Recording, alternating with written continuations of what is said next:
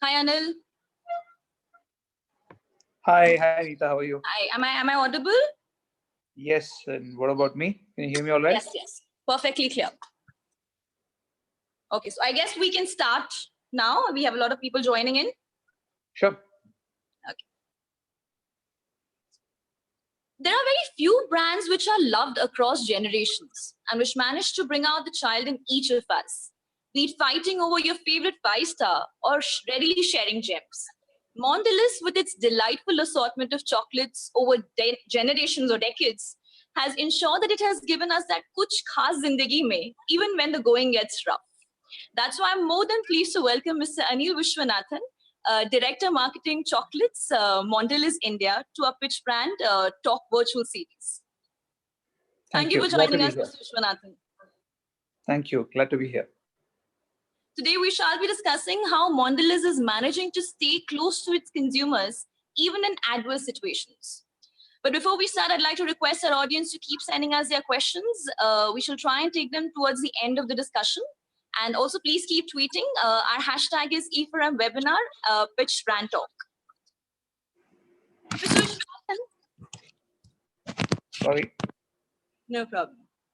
Let me start with my favorite brand. Now, for years, we've associated Cadbury Dairy Milk with celebrations, the happy moments of our lives. Now, but the current circumstance that we're all in has left very little scope for celebrations. So tell me, how did you go about keeping that age-old brand positioning intact? I think, Nita, if you've been seeing what we've been doing with our brand Cadbury Dairy Milk over the last couple of years, we've actually taken our proposition of Kuch Meetha Ho Jaye a few logical steps forward. I think after having spent a fair amount of years trying to expand the consumption of chocolates by substituting or offering it as an alternative, a modern alternative to traditional Indian sweets, I think we've seen that the category has expanded and found relevance in millions of Indian households. I think the next logical role for us was to kind of play a larger role in consumers' lives. And I think over a period of time, we've tried to see what is the emotional connect that we can drive beyond just celebration and beyond just being an alternative to traditional Indian sweets. And I think that's where we've also kind of pivoted and gotten closer to our global brand proposition, which is around generosity, right? And I think one of the earlier things that we've been doing over the last 3 years is to try and figure out the right articulation of generosity that is relevant for our culture. So the journey, if I were to put it in Hindi, has been from meetha to mithas, and kind of expanding the role of chocolate, not just as a mere substitute in meetha occasions, but actually stand for mithas. And as we started understanding the space of mithas and the sweetness and goodness, I think there's a natural relationship between goodness and sweetness. And that's the bit that we are trying to leverage in our messaging. And that's where we got to the new strategy of Cadbury Dairy Milk, really, which is about kuch acha ho jaye, kuch meetha ho jaye. So any time that there is a moment of goodness that is worth celebrating, that's worth sharing, that's worth shedding light on, I think that's what we've picked up as the proposition for Cadbury Dairy Milk. And this journey has begun a couple of years back, right? And it's all about spreading generosity or goodness that's inherent in us. And I think when we explored the space with consumers, I think we also found out that this is the space that's most at risk. In a country where everybody is busy in their own pursuits, very focused in their own needs and their own focus, I think that's what has been at stake. We are an inherently generous culture, but we find people missing that, not showing that adequate amount of generosity. And that's what we've been talking about, shedding a light on that. And interesting, right? In these today's times comes a crisis when we actually realize what's core to us and what our core values are. And I think the country is spread with a feeling of generosity, a feeling of gratitude for all those who are making our lives a bit more simpler, all those who are braving the situation out there and kind of, battling so that we are comfortable and safe in our homes. And definitely a feeling of gratitude amongst all of us who possibly have the privilege to be comfortable in our houses, right? And I think hence, for the brand, which is now talking about the purpose of being generous and inspiring people to be generous, what better time to join this movement and kind of help people express their generosity? Because there's really no limit, right? You can't just say, I said thank you to a person and it's done. I think constantly on a daily basis, I think we feel that we need to express our gratitude. And that's really what the brand has picked up. And not only talking about it, but also kind of doing it in many ways. And another interesting things for all of us who grew up in the 80s and the 90s is that you brought back the iconic Kuch Khas Hai tune in one of your videos that came up recently. So tell us, what kind of response did you get from your viewers? A very good response. I think because what we are trying to say is also so core to the brand. Uh, and I think one of the things that we realized early on when we were researching the impact of this situation with consumers, I think we found two broad kind of themes, two broad drivers of the impact of where the consumers are feeling. One is this whole feeling of the pandemic and what the pandemic has created, which is a sense of fear, a sense of concern about our own health and hygiene and health of us and our families, and also concern about the kind of things that we should be doing, what brands we should be choosing, a feeling of a desire for reassurance. Yeah. And then, of course, this whole space around restricted living, where people are not being able to live the way they were, lots of constraints, staying within their homes, not being able to do the things that they used to, going out, etc.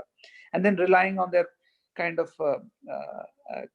close-knit family and themselves to kind of cope with the situation. I think we saw that consumers were definitely looking for reassurance and positivity, and a feeling that yes, this time this too shall pass, and we will come across at the end of this kind of dark tunnel with light at the end of it. And I think hence they were looking for positivity, and I think uh, what better positivity can the brand bring by creating a set of messages that are inspiring and bringing back a tone which we thought would evoke that feeling of specialness and positivity and nostalgia, because that's what we link nostalgia with: happy, good feelings that make us feel reassured. So that's what kind of triggered the thought, and of course it is our agency team which is working While on you it and mentioned felt that about it's very apt. you mentioned about nostalgia, so even that Kuch Khas Hai Zindagi Mein still has a very strong brand connect even today. Did you consider at any point to bring back that entire commercial? Because I was watching Ramayan the other day, and I think one of brands, Amul, it has brought back about the 20, 30-year-old greeny commercials, which are very high in nostalgia value. So did you think at any point that you can bring back your old commercials, because you have a legacy there? Of course, I think one is to rely on your legacy, and one is to also create new legacies, and that's the balance that we always have to tread.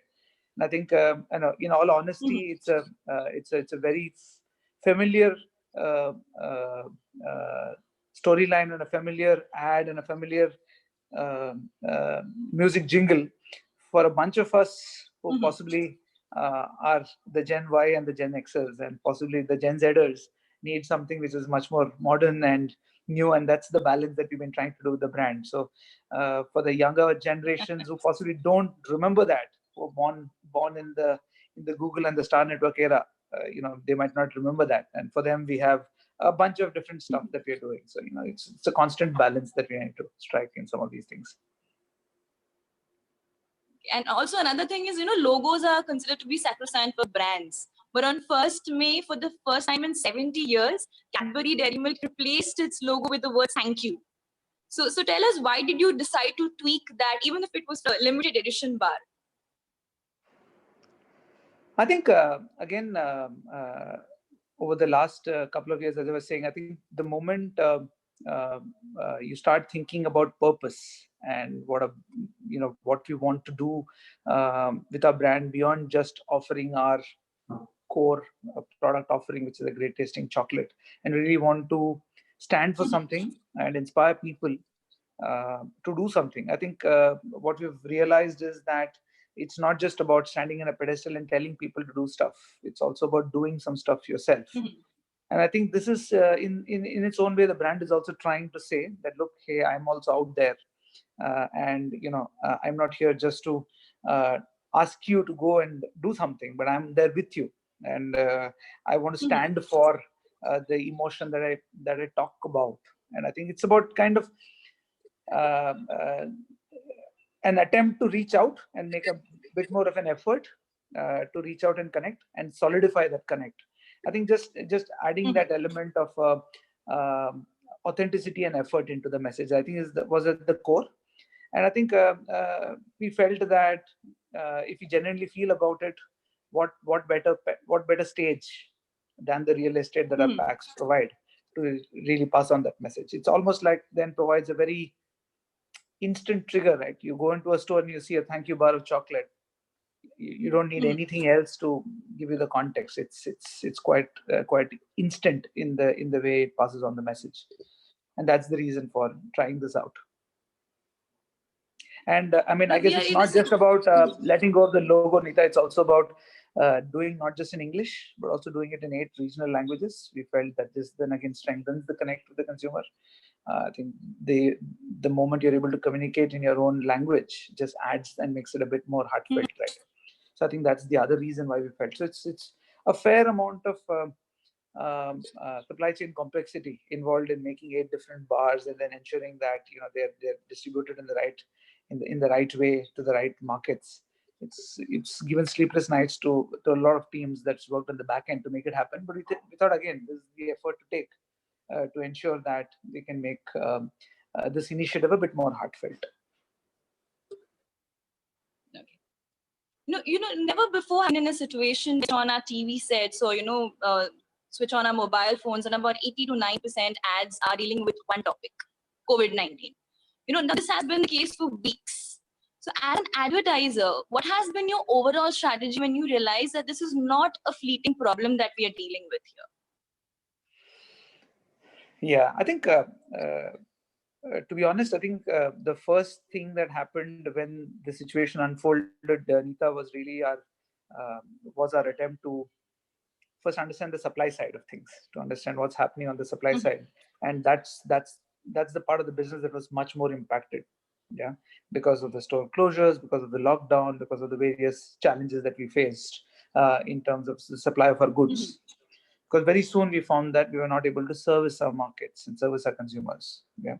So I think, to be honest, the first focus was towards that, and to understand how do we, get that in place. Because finally, at the end of the day, what's the role of advertising? The role of advertising is to ensure that the consumer gets the product, and if the product is not available, then it's really, beyond a certain point, you're saying, what is it that we're doing?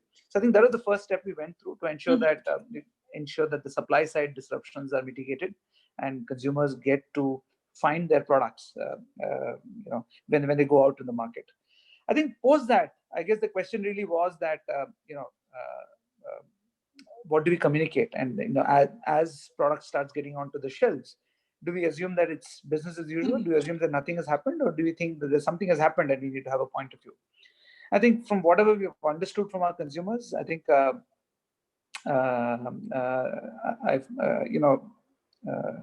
definitely consumers are desiring to talk to the brands that they love, to the brands that they believe in, the brands that they trust, to understand the brand's point of view, and to also kind of reassure themselves in terms of how do I interpret this situation.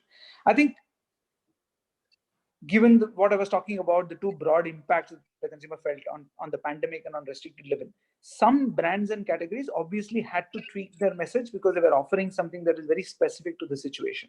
Brands that are operating in the category of health and hygiene, where they obviously have something specific to offer in the current circumstance. And of course, those brands and categories have chosen to specify and customize the messaging around this time. I think other than that, for us, it's pretty much been to understand, has anything changed in the consumer's interaction with our category? And is the consumer going to interact with the categories and brands differently? And in that context, do I need to tweak anything? And I think hence in that context, we started observing what's happening in the consumer's life from a demand side now. And for example, if they're not going out as often, and they're not going to be hanging around and buying a chocolate, if they're not going to be commuting to school or college, and they're not going to buy a chocolate on the way to tuitions or buy a chocolate on the way back home, and they're going to be at home, then how do we leverage that? And how do we ensure that we are salient and we give messaging to people who are at home? So I think that's what we've tried to focus on. So one focus is to say, how is the consumer's interaction with our brands and categories changing? And how do we then customize or change our messages to that context? And then, of course, depending on our brands and what purpose or what the core proposition is. If you think that there could be a point of view we could share with the consumers so that they can tide through this period, and we could help them in this period. I think that's what brands have tried to do. So if Dairy Milk was talking about generosity and being generous and show a sense of gratitude to those who are out there, Oreo was talking about staying playful at home, because rather than getting bogged down, you have your family, you have your kids at home. This is your entertainment. Your living room is the new cinema hall. How do I convert that? How do I be playful? How do I overcome whatever stresses and pressures that I might have at work, but take out the time to connect with my family and my children? I think that's what Oreo is talking about. Bonvita is talking about health and well-being. So I think trying to understand what we could talk about from our brand score, which the consumers could connect with in their current context, is the second thing that we've tried to do. So those are the two things that we've tried to do in the current context. You're speaking about Oreo. I think just before the lockdown, we had an ad which said, disconnect to connect, which was quite the initially what happened. So I'm sure you had to change your communication there on. Though you don't handle the Oreo vertical empire, but correct. I think Oreo was inspiring people to disconnect. Now the inspiration is all around us. We're forced to disconnect. I think what we need is the inspiration to connect, and that's what Oreo has provided. Yeah, magically. I think it was just about the Oreo's proposition was about staying playful, and we're saying now stay playful at home. So I think almost a seamless transition. This is a situation where a lot of sectors are doing well. Some sectors obviously have taken the worst hit. FMCG is one of the better off, in a better off situation. But yet, as a brand, you cannot be seen to be hard selling your products. It's a sensitive situation right now. So where do you draw the line there as a responsible brand? I think you draw the line by clarifying for yourself what's the role you're playing. And I think that this at a central level, the role that you're playing is to service what the consumer wants. We are in the service of our consumers. And as long as you're clear about that and you're trying to solve for it, I think other things fall into place. I don't think we are here to, put out something creative because we want to say it, or, we want to say something because we have a point of view. I think all of that evolves out of a core objective to service what the consumer wants. So I mean, that gives a sense of clarity in terms of what you need to do and what we don't need to do. I think definitely converting a crisis into an opportunity is, as you're rightly saying, is a tightrope to manage. But I think as long as you're clear about what you're doing and you're servicing what the consumer wants, there is no conflict because consumer is seeking that.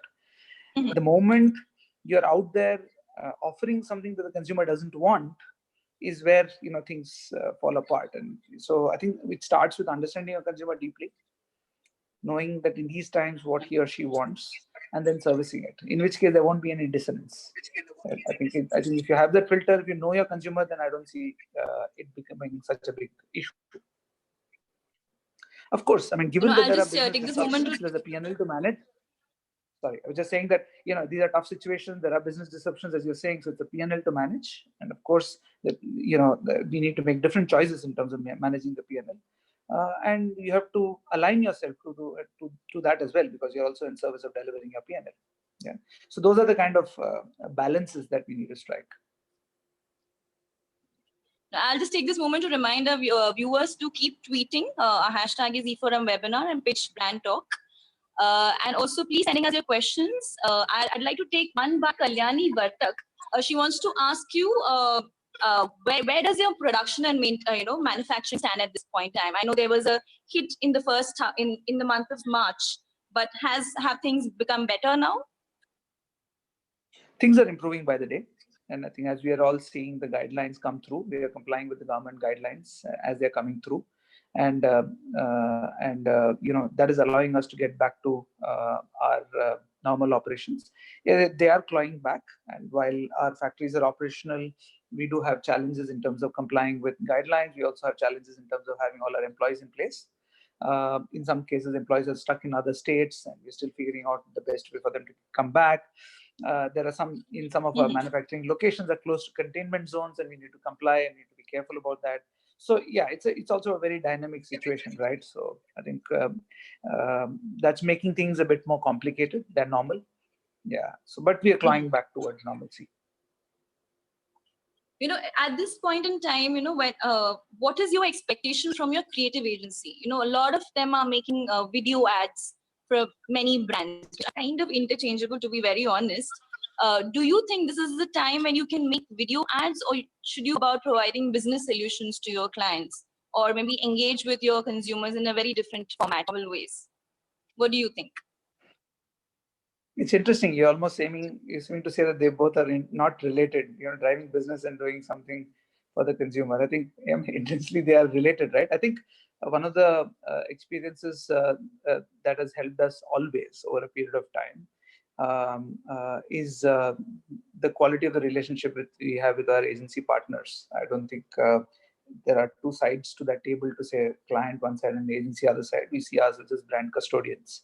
So, in as much as you know, we are passionate about what creative goes out, our agency partners are as passionate about delivering business. So, I think it's a common understanding. Everything evolves out of delivering the brand's business objective. And towards delivering a business objective, there is a marketing objective and there's a communication objective that flows through. So you should be able to see a clear linkage between what we're trying to do and a Facebook post that you're putting out today, or a tweet that you're putting out tomorrow, is kind of linked towards driving a certain objective, which is in service of the business. So I don't see any dichotomy there. And of course, there are some set of assets that are more focused on building equity, and there are some assets that are designed towards executing a certain promotion. And both exist in service of the business. I think we are quite clear there, and thankfully we don't have we have a fairly mature marketing ecosystem working towards a common purpose. So I don't see any issues there. And I guess, I mean, that's a good place to be in. That's what we should strive. So it's not about, hey, I got this idea, let's put this out because it's COVID times and consumer is thinking this and this, let's put this out.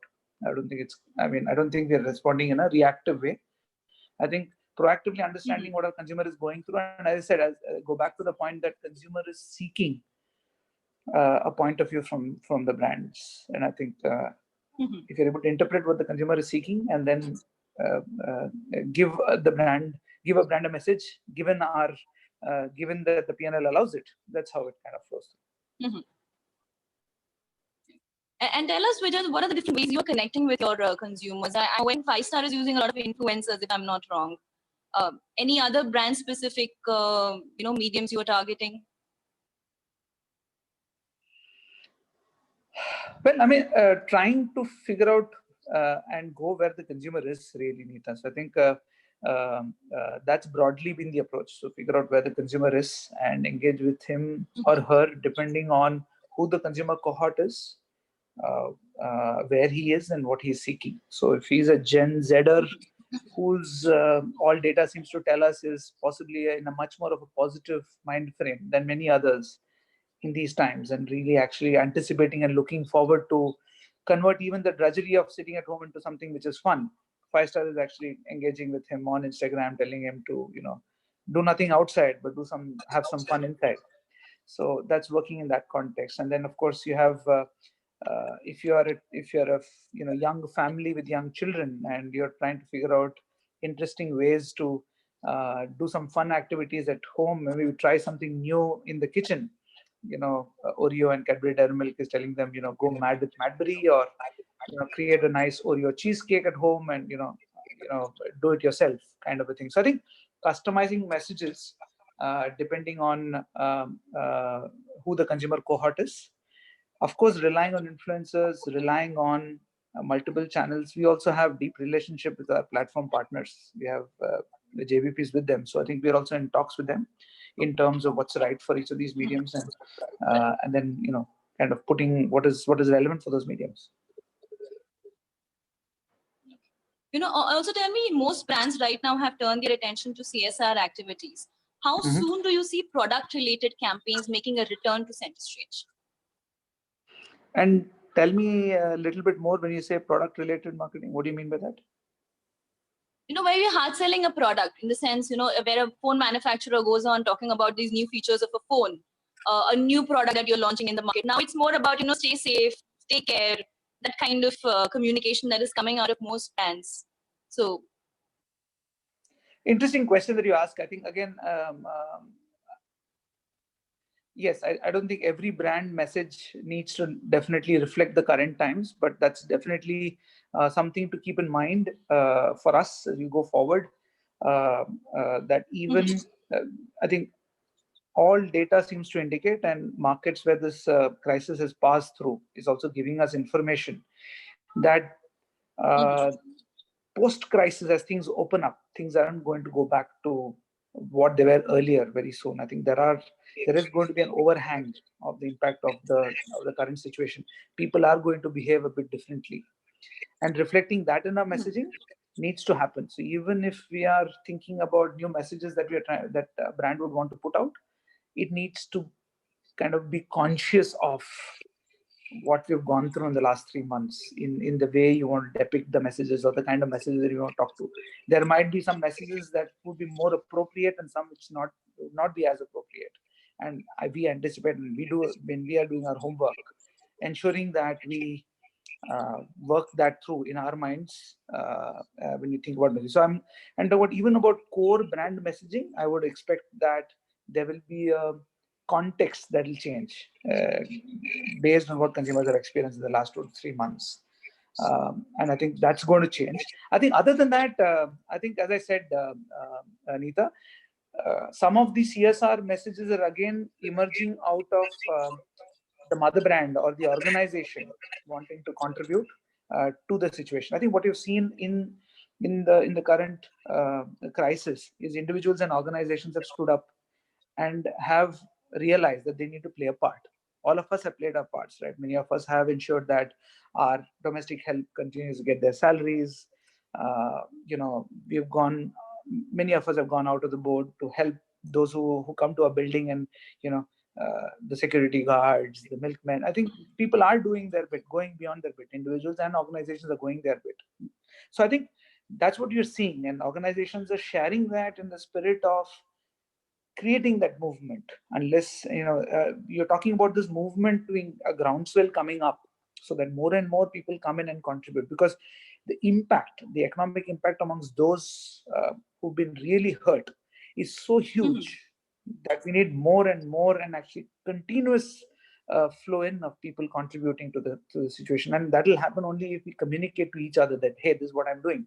Not to say it's not coming out of a zone of saying trying to get brownie points for yourself, but actually trying to share and create that spirit of sharing, to say this is what we are doing and let's all do this together, let's all get there together.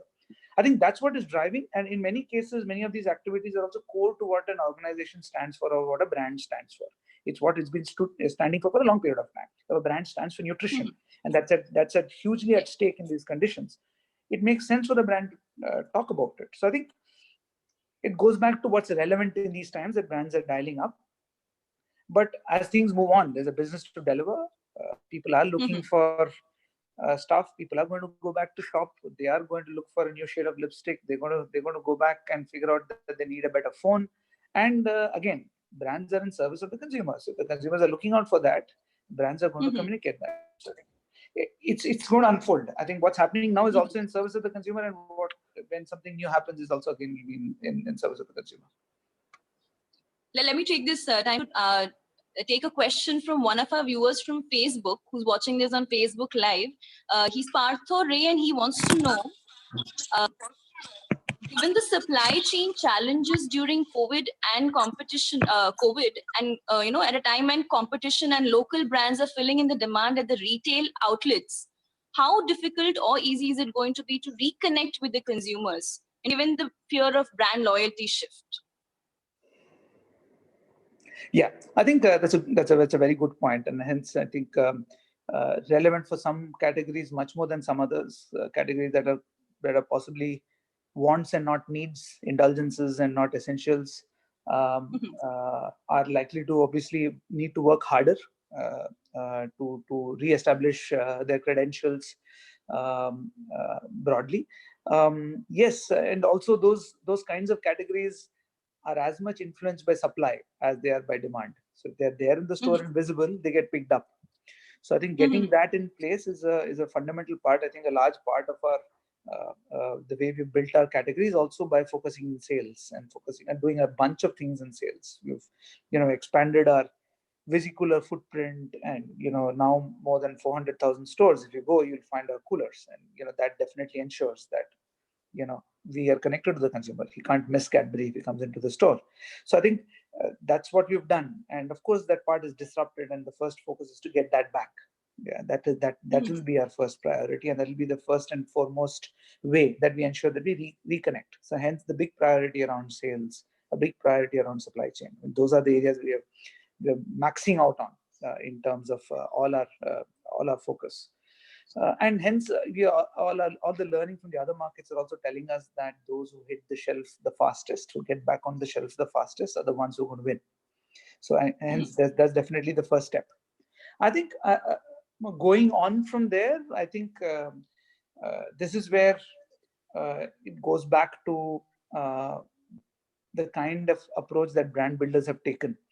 If in the recent past, or in the near term, in the past, they've focused on short term and short-term sales, on promotions, on new launches, etc., and have not built on core equity, they might struggle harder. And brands that have actually built equity, focused on equity, have a strong proposition which is close to consumers' hearts, enjoy the trust of consumers, I would suspect that consumers will go back to the brands they trust. I mean, you and me are consumers, right? So when we go back to the stores, which are the brands that we will pick up? I mean, there are brands we love, that we've been loyal to, we've been consuming over a bunch of years. Yes, if that's not available and I need that category, maybe yes, and today I am doing a switch. Okay? I am going by what's available. But does that mean that I lose connect with my consumer, with the brands that I'm close to? I don't think so. I think it's a short-term disruption. In these times, will benefit. It's also a much less cluttered environment. But I mean, given the kind of business disruptions, it's safe to assume that only businesses that are doing well will continue to enjoy being salient on television at these times. As things open up, I think, again, who gets to the shelf fastest, who has built equity in the past, and then who's going to invest. I think it's always been a game of investment. It's a tough country. It's a big country, millions of consumers, millions of stores. So it's a big factor of investment. So those who are out there to invest are likely to gain. You spoke about business, and I want to know, I was reading Mondelez International Link said that the pandemic is driving unprecedented demand for its snacks in North America. And at the same time, lockdowns in emerging markets, including China, have generated more than a third of Mondelez's revenue, have taken a toll on its business. As far as this is concerned, where does the business stand? Where does the revenue stand? You're talking about India, or you're talking about global? India. So I think from an Indian perspective, I think, as you know, Mondelez International, over the last couple of years, we've gotten our vision right towards empowering people to snack right. So we see ourselves as a snacking leader, and hence we have a basket of categories which thankfully kind of straddle all occasions, straddle multiple needs, and hence we are able to offer a suite, and not just different categories, also different price points, right? So we have a portfolio that goes from 1 rupees to 200 rupees. So that allows us the flexibility to offer a range. And of course, as we are realizing over the pandemic period, there are obviously movements that's happening across categories, and some categories are benefiting and some categories are getting impacted. Those categories which are more impulse, more out of home, are impacted, and those which are in home are seeing a boom. So that's the balance that we're seeing. I think, as you heard, in the US, we have a big biscuits business, and they of course enjoyed the benefit of pantry loading, and that's what they've seen a lot of growth. So I think we're seeing mixed responses, Nita, and hence of course business has been impacted. But yeah, we're seeing different brands operate differently, and I think, as I was saying, things are improving, and we do see that over a period of time we will start moving towards a situation where we start recovering as well. Tell me, what has been the biggest shift or change in marketing world post the onslaught of COVID-19? I think the situation, because it is unprecedented, has ensured that it has forced people to take a step back and reflect on uh, almost a moment of pause to reflect on what you've been doing so far, Mhm. and almost do a recontract to yourself to say, okay, am I sure what Mhm. I'm doing is right? Is there some things that need changing, and what needs changing? I think the fact that it's forced us to go back to think and go back to our kind of drawing board, I think is what is possibly the biggest change. Arising out of that, there are brands and categories which says, wow, this is a great opportunity, let me go ahead and invest. And there are brands which said, okay, I need to do a rethink. So depending on where they are, the outcomes and the implications are different. But otherwise, this Mhm. forced opportunity to rethink is what is, I think, the biggest change. Other than that, I think from a broad brand and marketing standpoint, it goes back to uh, building brands and building strong propositions through compelling storytelling. I don't think that is going to change, and that's where I think what you were talking about earlier on, Nika, you can easily sift through wallpaper and figure out the kind of messages that cut through because they're emerging out of a strong proposition. No, having said that, tell me, how has, as far as advertising spends are concerned, how has it changed for Mondelez? Are you spending as much on television? You were one of the biggest advertisers on television earlier. Are you spending as much on television right now, or focus completely moved to digital? I think obviously I cannot comment on numbers, Neeta, as you know. I think business has been impacted, so obviously our advertising has also, our investments have also been impacted. So I mean that's the fact. Having said that, I think Mhm. wherever possible, I think we've seen that there are opportunities uh, uh, to connect with consumers differently, and we've taken that opportunity. So even in April, we thought that there is an opportunity to talk to. We kicked off a program in January called Madbury with Cadbury Dairy Milk, which is really about inviting people. Madbury. So it was about inviting people Okay. to conceive of their own Cadbury Dairy Milk flavor. So pick up Cadbury Dairy Milk and mix and match whatever you want and conceive your new Dairy Milk flavor. And we've had more, Mhm. close to 1 million people who responded. And the whole notion of the Madbury campaign is, just discover the magic of mixing and matching what you love with your favorite chocolate and discover a completely new flavor that never existed. So we kicked off that campaign in January, and actually the campaign was running through and through. We felt that there's an easy way to tweak that campaign to invite people Mhm. to use these COVID times to, fool around with chocolate. Really, take a Cadbury milk, Mhm. look around in your kitchen.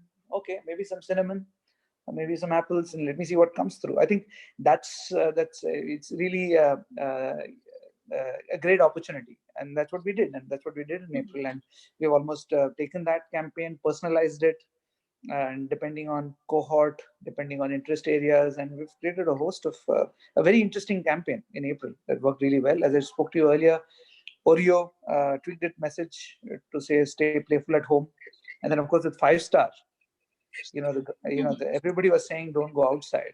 So we just tweaked that to say do nothing outside. 5 star has been talking about do nothing for a while now, and we just said hashtag do nothing outside. So kind of leveraging that and talking to the millennials in an interesting way.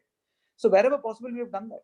I think so. I think because we have brands that can relate to our consumers, and we could think of meaningful messaging, we've done that.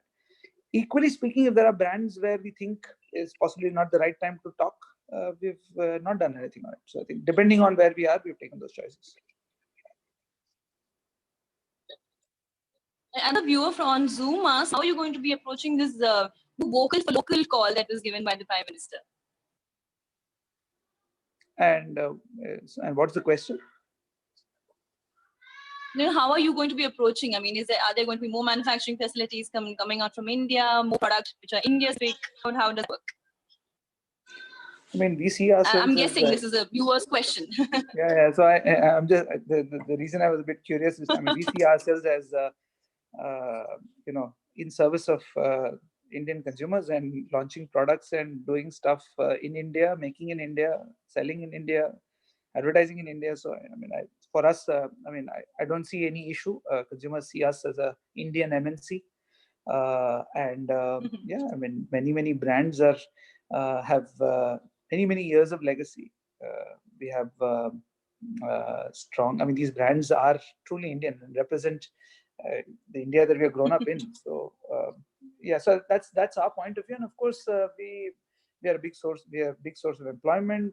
We have multiple factories across the country. We are working engaged with our communities.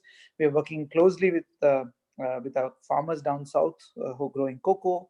We are not only invested in their communities, but one of the largest sources of cocoa there. So we have a host of sustainability initiatives in the country. So yeah, I mean, there's a bunch of things where we believe that we have nothing to fear, and of course there have been clarifications that have come subsequently as well. And bear with me, this is a slightly longish question. This is from me. Most brands have cut spends, and it's not reasonable to expect them to spend as much as they did in the previous year.